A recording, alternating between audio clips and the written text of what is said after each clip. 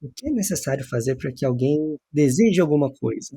Será que os pacientes não mudam porque não querem mudar? Esse é um pouco do que a gente vai discutir hoje no nosso podcast, o MevHack, o podcast mais Mev do Brasil. E vou ter a honra de conversar com ele, que é nosso fundador da Mev Brasil, Luiz Carlos de Oliveira Júnior. Sejam bem-vindos ao MevHack.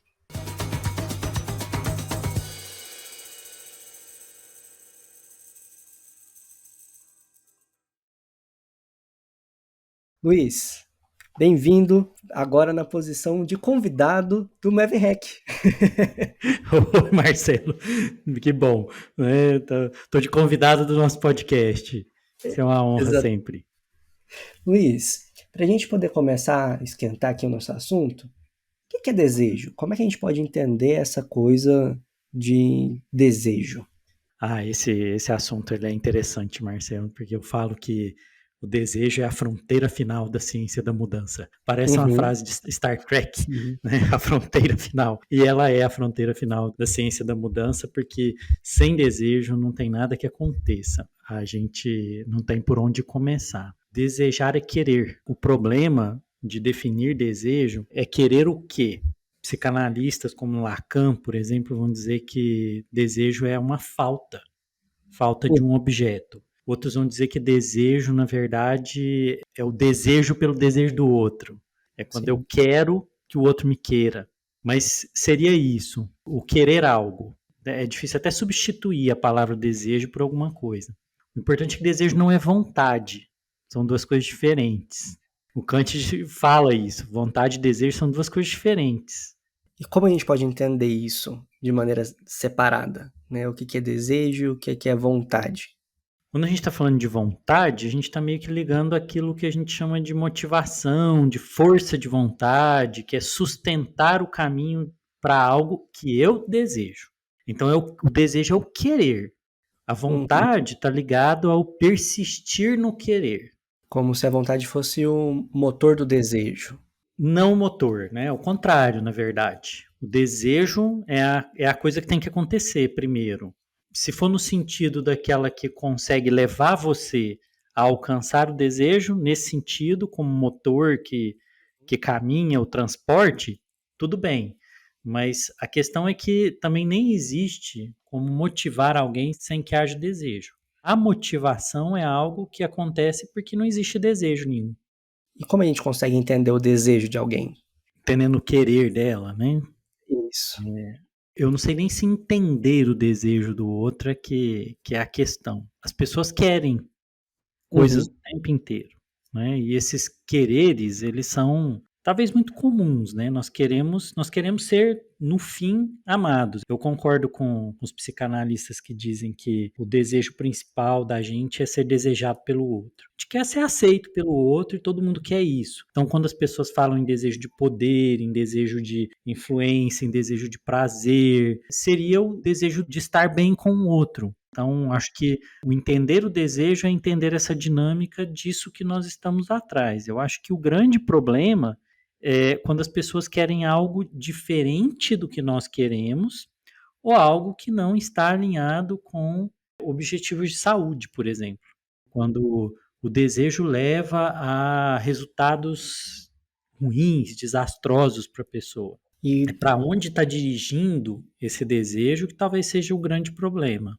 qual que é a relação disso com a mudança de comportamento na saúde? É o básico. Não é possível começar nenhuma mudança, porque mudar é mudar a trajetória, Uhum. é mudar para onde eu estou indo.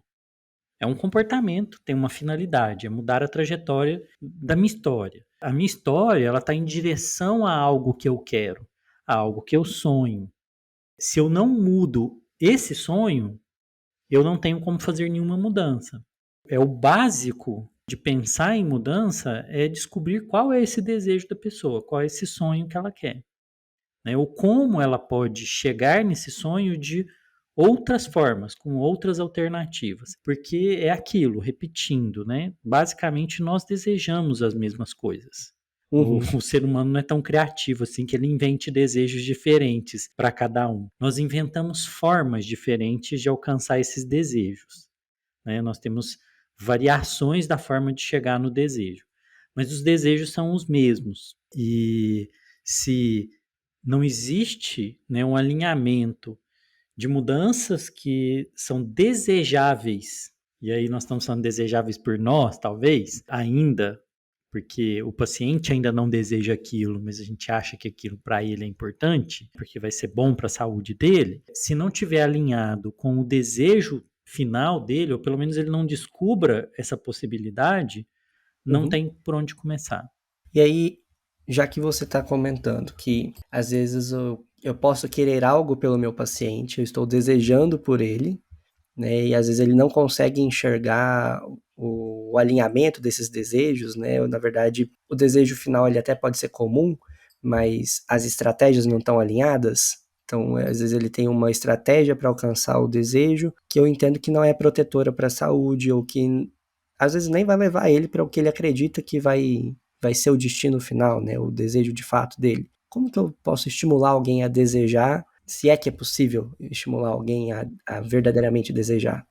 É por isso que eu falo que é a fronteira final da mudança, o grande desafio, por isso. Quando você olha as teorias de mudança de comportamento em saúde, elas todas são muito boas em falar sobre processos decisionais, sobre processos de planejamento e sobre fases de ação. Mas existe uma pobreza muito grande sobre a questão do desejo.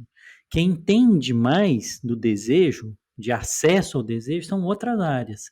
Marketing, por exemplo, ele tem muito mais conhecimento sobre o acesso ao desejo do que nós. O problema é que a abordagem que o marketing, por exemplo, faz do desejo é conectar o desejo da pessoa a objetos através de uma Uhum, satisfação daquela necessidade, de forma geralmente imediata e fácil, porque ela tem um custo financeiro muito fácil de calcular. Quando eu vou comprar algo, eu consigo medir o esforço que aquilo vai dar para mim. E eu tenho um resultado muito claro. Inclusive, o marketing faz é isso. Ele mostra o resultado que eu vou alcançar do meu esforço se eu alcançar a satisfação daquele desejo.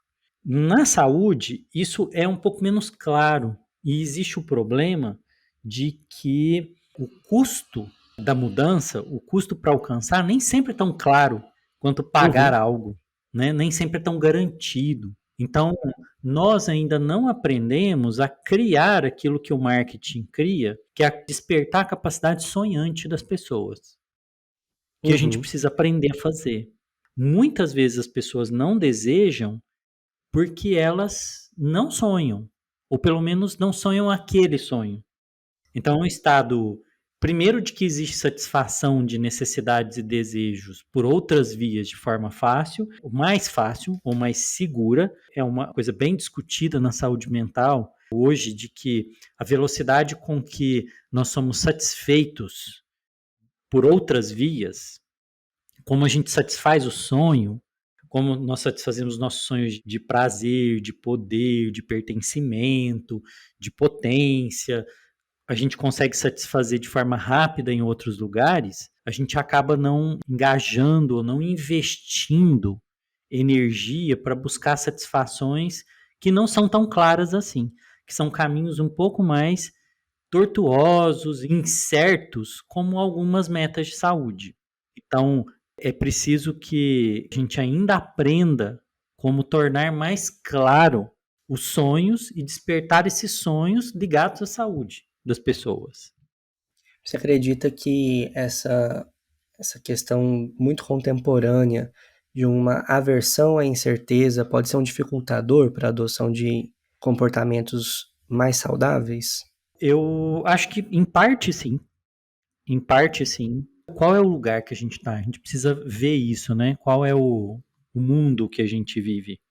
A gente vive um mundo de centenas de possibilidades.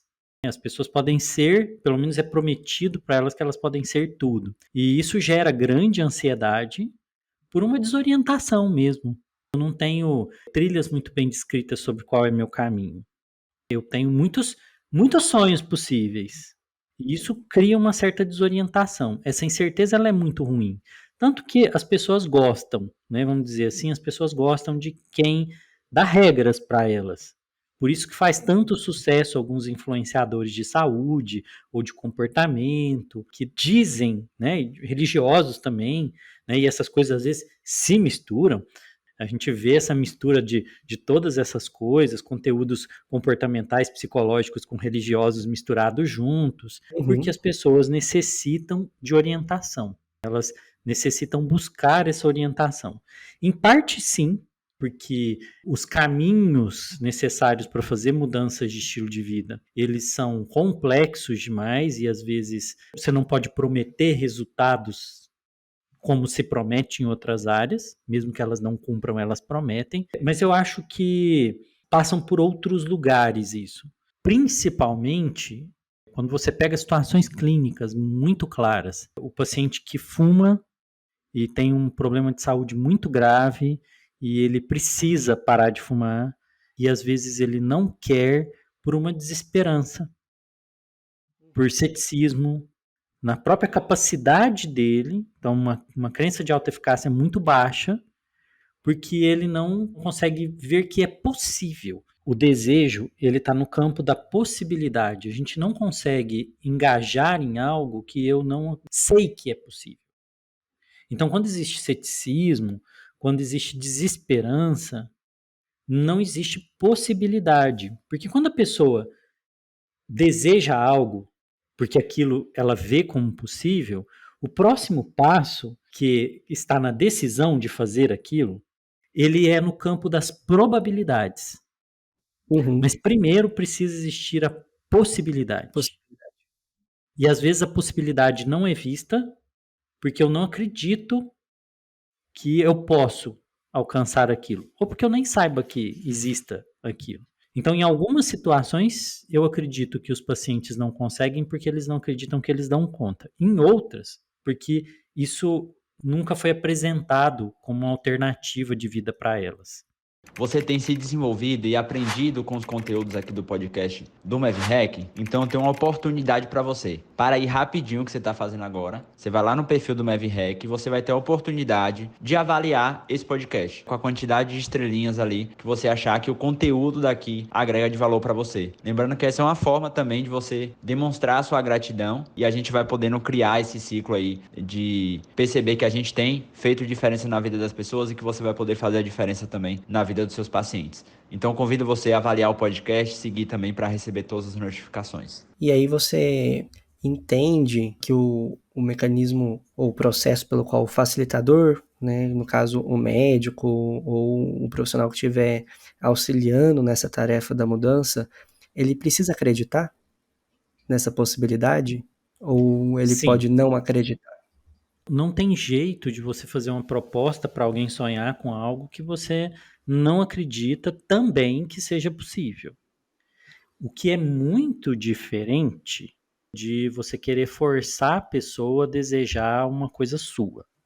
Isso a gente pode depois discutir sobre a violência que isso é. Mas primeiro, sim, eu Uhum, preciso acreditar que é possível, porque não tem jeito, eu preciso contaminar o outro com o desejo. Eu preciso mostrar para ele, e aí é o ponto da possibilidade, que se eu não acho que é possível, se eu não tenho possibilidades de vidas melhores, que eu possa sonhar com elas, para mim, eu não consigo também dizer para o outro que é possível para o outro. uhum, Bom, a gente sabe que quando você vai olhar as estatísticas sobre o quanto os médicos falam sobre mudanças desse tipo, orientar mudança de peso, se engajar em atividade física, mudanças de estilo de vida, só 50% dos médicos aborda isso numa consulta. Só 50%. Então, o que está acontecendo aqui? uhum, Pode ser falta de conhecimento, falta de interesse, talvez pela ausência de saber que aquilo é possível e que existe. Então é isso. Eu não consigo nem desejar que o meu paciente conheça isso porque eu não sei que existe. E eu acho também que existe um outro lado que algumas vezes, e muitas vezes, nós levamos vidas ruins.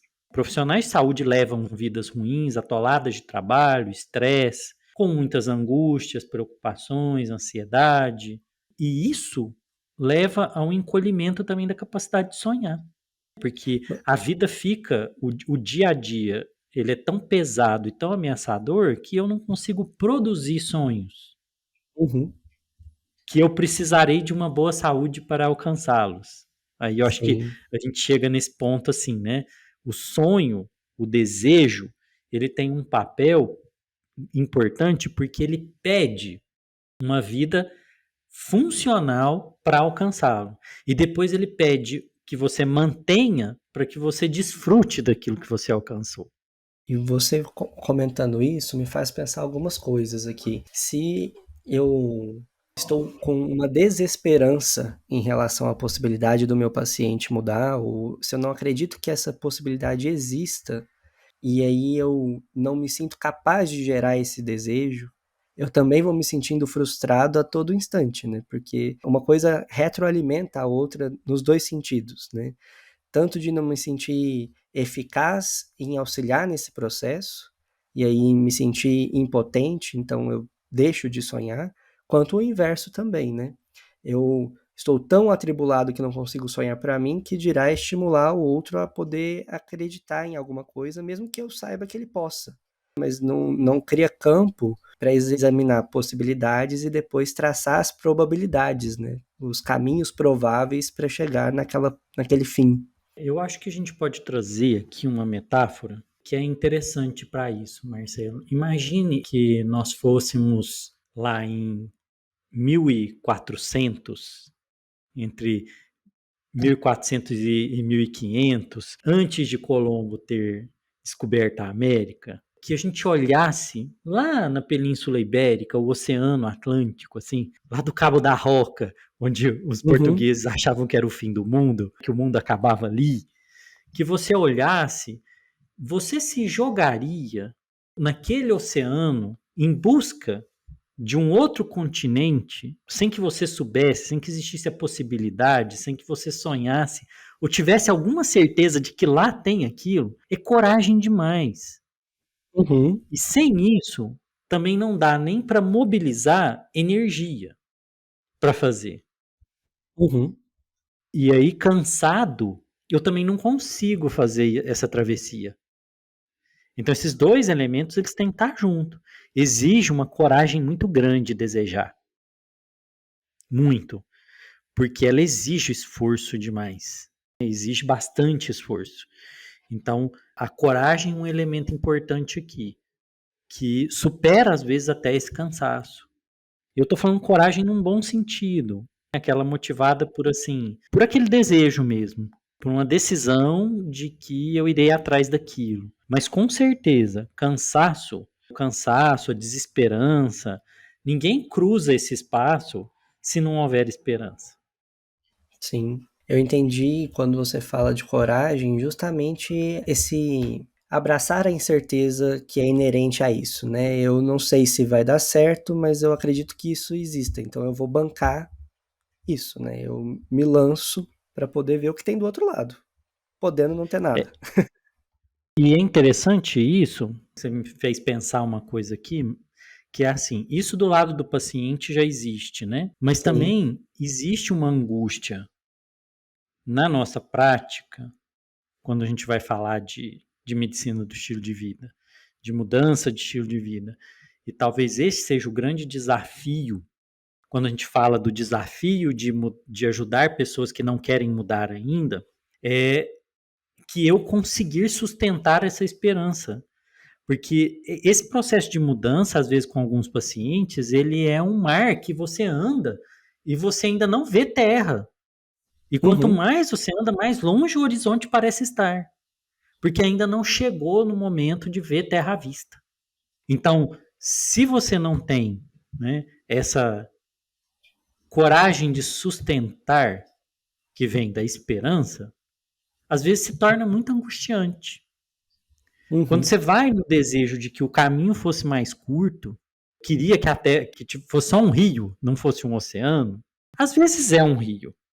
Nem sempre a mudança do paciente ela é tão assim que não seja. As pessoas elas podem encurtar caminhos, elas podem ir de avião, né? Em vez de ficar semanas no oceano. Elas podem ir bem mais rápido, mas isso traz angústia também. né? Eu acho que por isso essa situação clínica, né, esse desafio, que é o como eu lido com pacientes que não desejam mudança, ele é tão angustiante assim, porque parece ser um oceano inteiro a ser enfrentado sem certeza que tem algo do outro lado e que Uhum. talvez eu até despenque da borda do mundo, porque era o que eles tinham medo naquela época também. Sim. Então, Luiz, me ajuda a entender uma coisa. Se eu estou cuidando de um paciente, né, uma pessoa que tem uma condição de saúde que necessita que ela cesse o tabagismo, por exemplo, por um dano já instalado. Não estou falando nem do risco puro do tabaco. Ela já tem lesão, já tem um DPOC, tem um risco cardiovascular elevado, ela se beneficia claramente, eu sei disso, que a saúde dela vai melhorar imediatamente e os riscos futuros vão diminuir só dela cessar o tabagismo. Eu já gastei a arma que eu tinha, que era falar para ela que o cigarro faz mal e que E a que vida dela vai ela vai melhorar. morrer, vai morrer aos Exatamente. poucos. Tem paciente que Exatamente. até fala, não estou com pressa. Gastei agora, essa era a arma que eu tinha. E agora, como é que eu faço ou como é que eu lido com isso? Tem outras ferramentas, né? Eu gastei aí o meu remo, não tem nem o bote. E agora, qual que é o avião, o navio, o salva-vidas? Essa é a grande questão de pesquisa nesse lugar, porque assim, quando o paciente deseja, há possibilidades, o repertório de técnicas é muito grande. O problema é que o repertório para o desejo ele é pequeno. Né? Então, você precisa ampliar um pouco o repertório da pessoa, de desejos dela.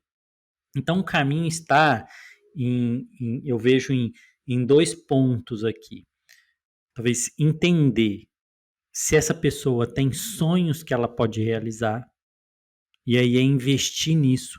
Não investir na mudança de parar de fumar em si, mas investir nos sonhos dela, né? Investir Uhum, naquilo que ela deseja, naquilo que ela sonha para a vida dela, que vida ela quer ter, para que aí, né, essa vida que ela considera valorosa, que ela considera boa, para que aí, diante disso, ela possa pensar se ela vai alcançar aquilo com o caminho geral que ela está seguindo na vida aqui. Porque também tem um outro ponto que o único elemento não é só o cigarro a questão.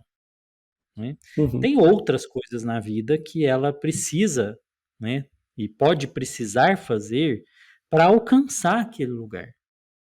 E aí, no caminho de ir fazendo isso para alcançar aquilo, ela pode entender, então, que não cabe no sonho dela o cigarro, por exemplo. Sim.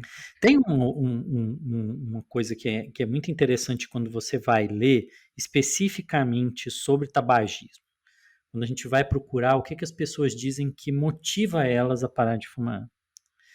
É interessante que os relatos das pessoas muitas vezes estão ligados ao desejo de ser desejados mesmo.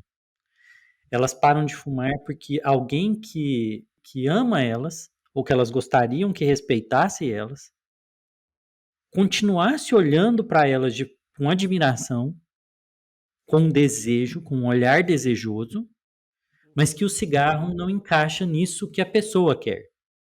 Então as pessoas relatam sobre netos, sobrinhos, cônjuges, amigos, pessoas que elas consideram como importantes, que olham para elas, arranha o desejo, o fato de que ela fuma. Então elas começam a ver que o cigarro não encaixa em alguém que seria desejado por quem ela quer ser desejada. Então esses dois elementos são legais aqui. O sonho, investir no sonho. E aí, às vezes, é preciso enfrentar um pouco de ceticismo, mas quando a pessoa chega perto desse sonho por outras vias, ela pode vencer essa resistência. E esse lado de se encaixa o como as pessoas me veem, e isso, na verdade, é o que fez as campanhas de tabagismo funcionarem. Sim. Porque elas tornaram as pessoas que fumam separadas, segregadas, com áreas para fumante, tornando o cigarro feio socialmente. Então, tornou essas pessoas pouco desejadas, Sim. entre aspas. Um outro tipo de gente, né? E isso, tem uma expressão que os pacientes dizem, né? Que as pessoas chegam a dizer, nossa, eu não quero beijar uma boca de, como é que é a expressão? Uma boca de cinzeiro. Uhum. Então, essas frases que estão, né, no universo do dia a dia, do cotidiano, elas estão carregadas de essas pessoas, elas têm menos possibilidade de ser desejadas completamente e plenamente pelos outros. Então, isso é né, é um caminho. O caminho do sonho, de completar os meus sonhos, e o do ser desejado pelo outro são dois motivadores importantes. Por que as pessoas querem perder peso? Ou porque elas não estão bem com elas, no sentido de elas não se entendem desejadas pelo outro, e tem a ver com a imagem mesmo. Isso é, né, um motivo válido e honesto. E o outro é quando começa a impedir que a pessoa realize os projetos dela, por alguma razão. Luiz, já que você tocou nessa questão da imagem, vou roubar as palavras do Caio e fazer uma provocação. O que eu posso fazer quando o desejo do meu paciente não combina com o meu? Ou quando eu descubro que o desejo até pode ser similar, mas que a estratégia que o meu paciente está usando eu abomino. Então, por exemplo, um paciente quer ter um corpo esteticamente agradável nos padrões do nosso tempo, e aí ele arrisca qualquer coisa para isso, um anabolizante, uma dieta maluca, e aí como é que eu lido com isso? Ou como é que eu faço que ele queira outra coisa, que não é um desejo verdadeiro dele, mas na verdade meu? Aí nós não estamos, não está falando de um mesmo desejo, mas de caminhos para alcançar. Está no campo de como eu consigo fazer a pessoa entender como alcançar aquilo de uma forma segura. E fazer com que ela avalie os riscos que ela corre. Eu nunca posso romper com a pessoa, mas eu preciso entender que o meu desejo não, a pessoa não é obrigada a desejar o que eu desejo. Isso é violência. Exigir que o outro queira o que eu quero, do jeito que eu quero, é violento. Sempre essa discussão aparece quando a gente está fazendo mentoria com as turmas, com os nossos alunos. Sempre aparece essa pergunta: mas e se meu paciente não deseja isso? E se meu paciente não vê que isso é ruim para a vida dele? Bom, a gente precisa com ele entender o que ele está tentando alcançar ali e quais são os caminhos substitutos, mas sempre estando com ele. Se ele não quiser de forma nenhuma, cabe a nós não abandoná-lo, mas ir dando as melhores orientações possíveis. Uhum. Eu acho que esse lugar que talvez seja o lugar de muita angústia para as pessoas é estar lá sabendo que, olha, vai demorar para chegar. Essa Uhum. viagem é longa. Eu vou ter que continuar. Não dá para pular desse navio. Não vou sair nadando de volta e deixar meu paciente indo. Imagino que esse conflito deva nascer quando a gente começa a perceber que nem sempre o paciente quer a diretriz, né? Ele não quer a diretriz clínica, ele não quer a conduta do guideline, né? Às Ele vezes, quer a satisfação do desejo. exatamente. O grande drama é esse.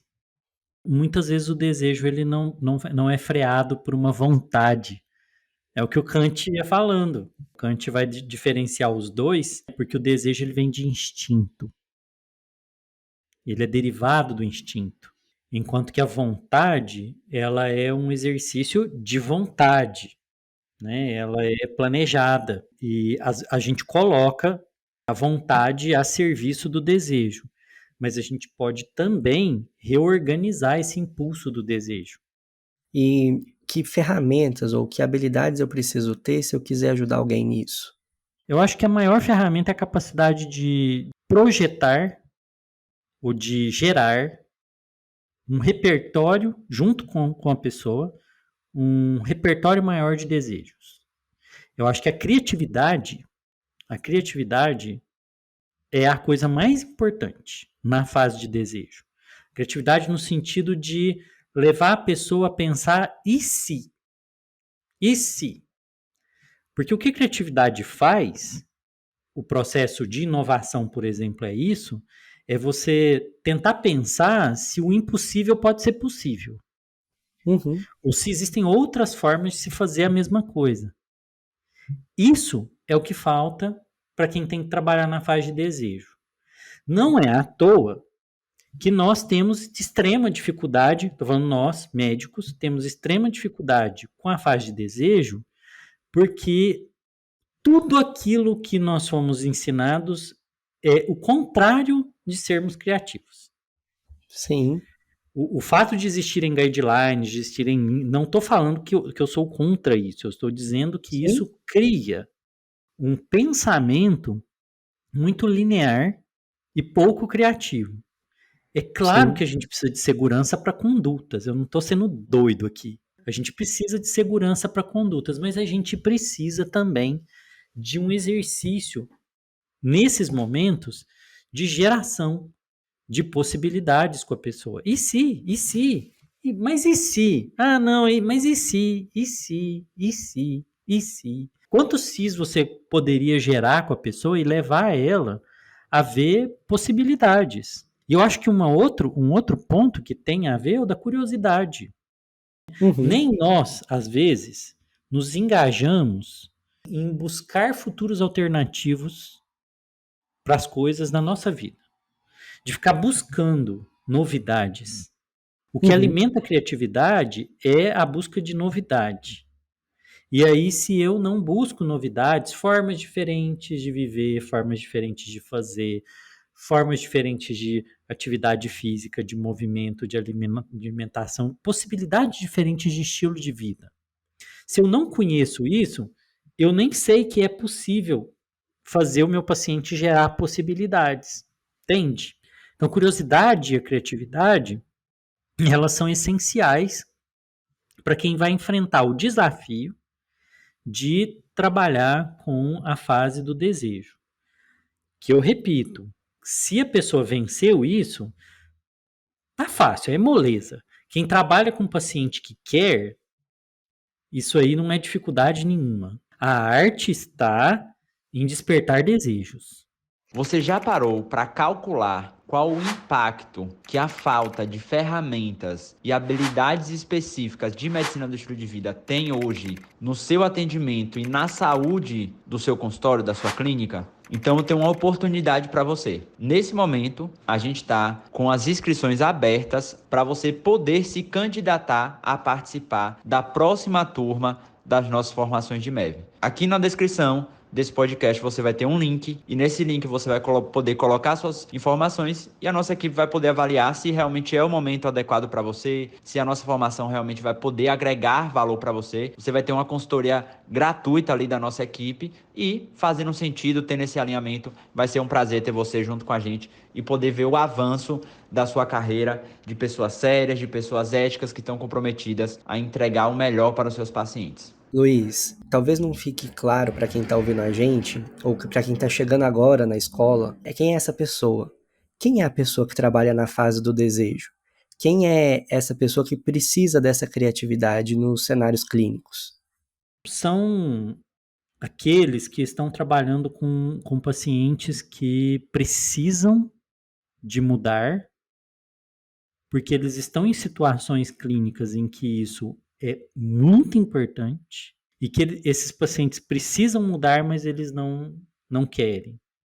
Né? Então, vai ser um hepatologista que trabalha com paciente alcoolista, vai ser um paciente da pneumo, então, um pneumologista que trabalha com paciente tabagista e ele tem DPOC, vai ser um paciente na endócrino com um diabético que não consegue entender a necessidade de fazer uma mudança alimentar e por aí a gente vai indo, né? Um paciente com depressão, um psiquiatra, por exemplo, que acompanha um paciente com ansiedade e depressão, que ele não consegue entender a necessidade, por exemplo, de abandonar o uso de droga ou, por exemplo, ou de dormir na hora certa.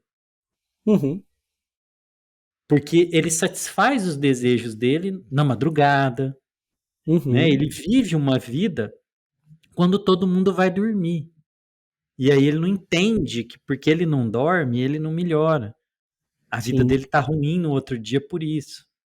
Então, São todos esses cenários em que a mudança é muito necessária, mas a pessoa não deseja ainda, ou ela não consegue ver que aquilo é o elemento que vai fazer grande diferença.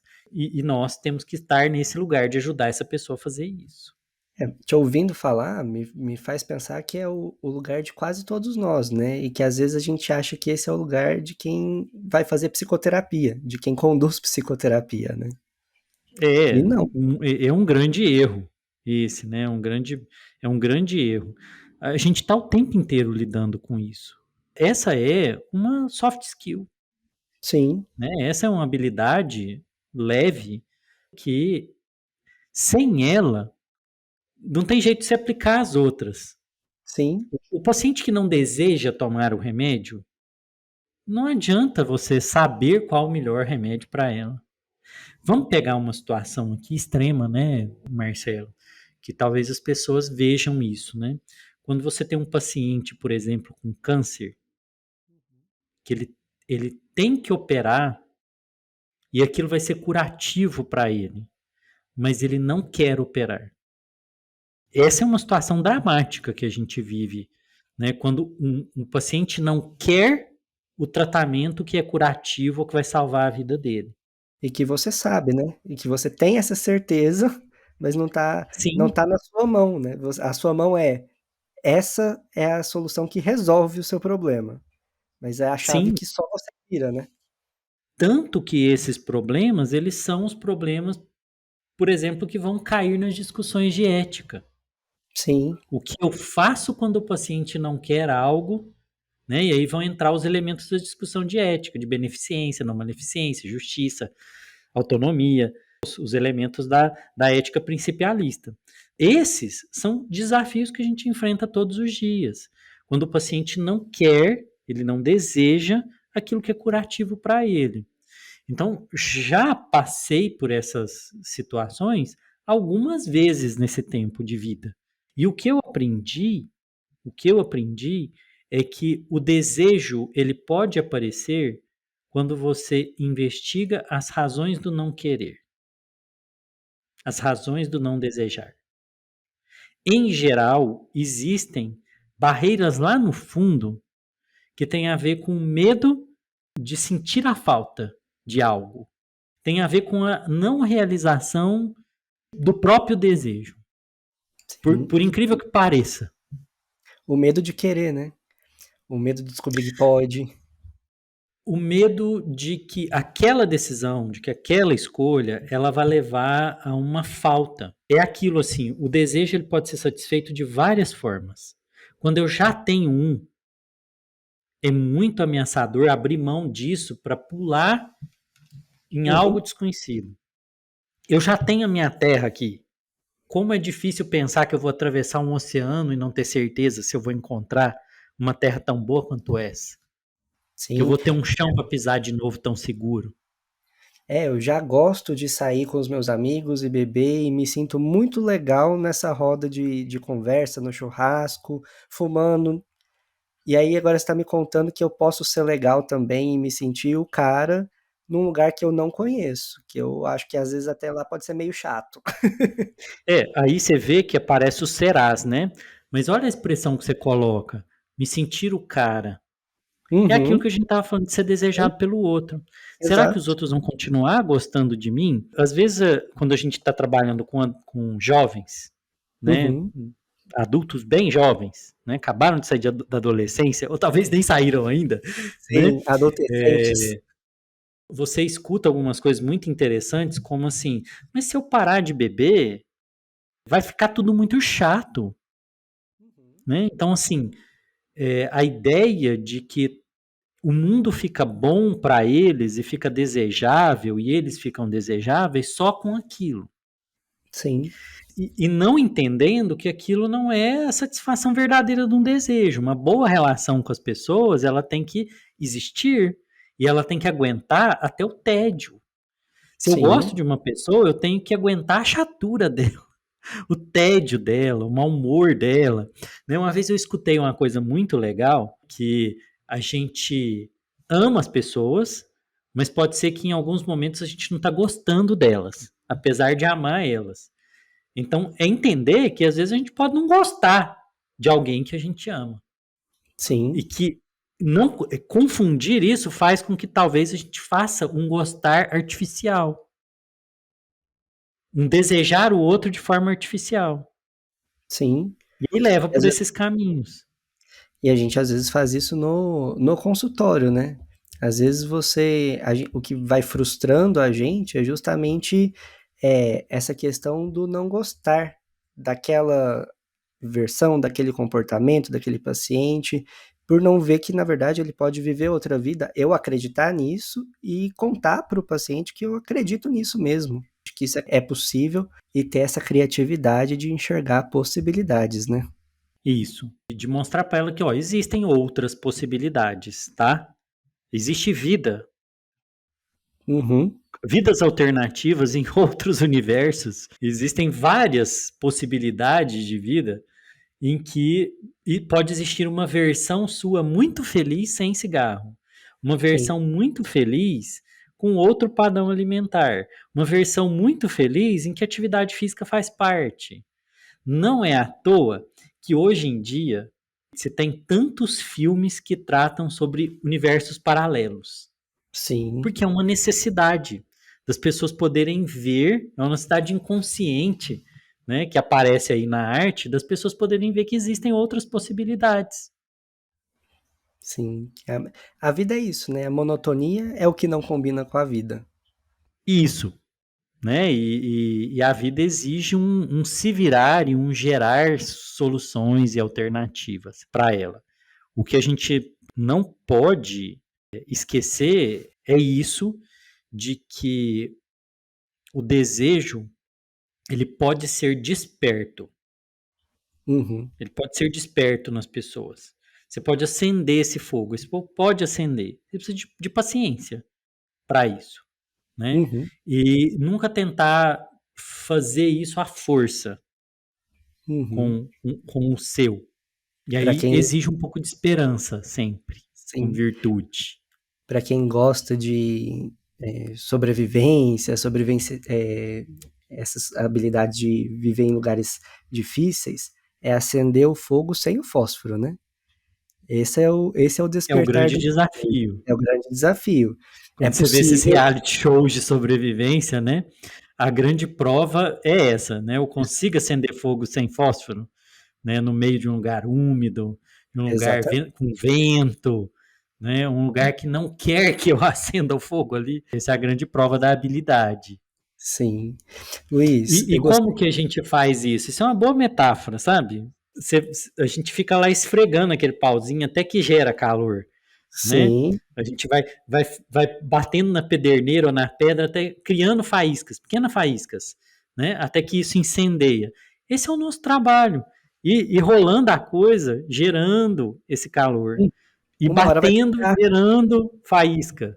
E é isso, né? Uma hora vai pegar, uma hora a palha vai estar em outra condição, vai estar mais seca, vai ser mais fácil, vai bastar uma fagulhinha, né? Mas aí eu preciso continuar gerando, mesmo que a condição naquele momento não seja favorável, né? Até que seja, e aí a coisa engrene.